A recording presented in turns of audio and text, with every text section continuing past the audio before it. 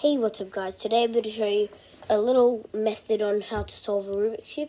As you can see, everything's scrambled. All the sides are pretty much scrambled. But all you got to do is just keep on repeating this move to solve it. See? It's all scrambled. You just got to keep on doing this. And watch it. This is no cuts in the video.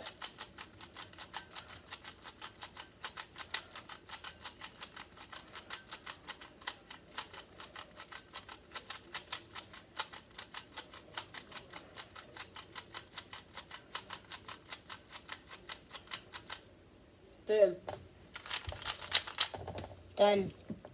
Solved it with just 2 moves. You just gotta repeat those 2 moves and you'll solve it. Bye.